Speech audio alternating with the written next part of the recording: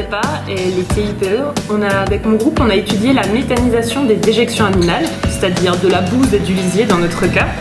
Et on avait besoin, sur plusieurs semaines, d'avoir des températures constantes.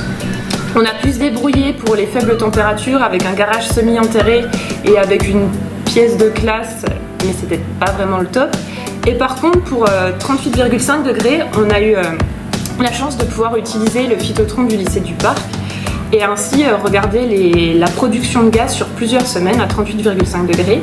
Et comme nous, on n'avait pas besoin d'avoir de lumière pour notre méthanisation, on a pu partager le phytotron avec des groupes qui étudiaient des plantes et qui avaient besoin, en plus de la température constante, d'avoir des périodes de luminosité durant la journée. Quand j'étais au parc, on avait la chance d'avoir 2 phytotrons.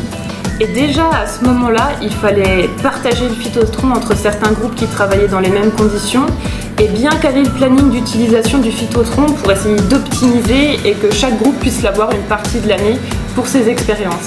Alors que je me doute que maintenant, puisqu'il n'y a plus qu'un phytotron vu qu'un est cassé, ça doit vraiment être difficile pour les élèves de faire toutes les expériences qu'ils aimeraient, explorer toutes les possibilités qui sont à leur disposition. Et moi-même, étant dans la recherche en biologie actuellement, je sais à quel point c'est utile et nécessaire d'avoir les bons outils et de les avoir à disposition quand notre matériel est prêt. Et vraiment pour cela, un deuxième phytotron serait vraiment très utile pour les élèves du lycée.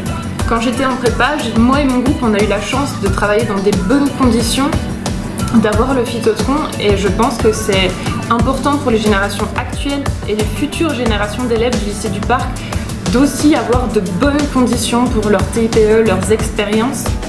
C'est pourquoi déjà merci à tous ceux qui ont déjà soutenu la fondation du lycée du Parc pour l'achat du nouveau phytotron. Et à vous, tous les anciens élèves qui savent à quel point les TIPE c'est pas toujours facile et faire ces expériences c'est important.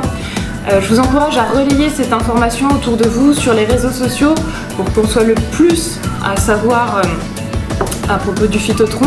Et si vous avez la possibilité, vous pouvez soutenir aussi la fondation et faire un don pour les BCPST actuels et les futurs élèves à la hauteur de vos moyens.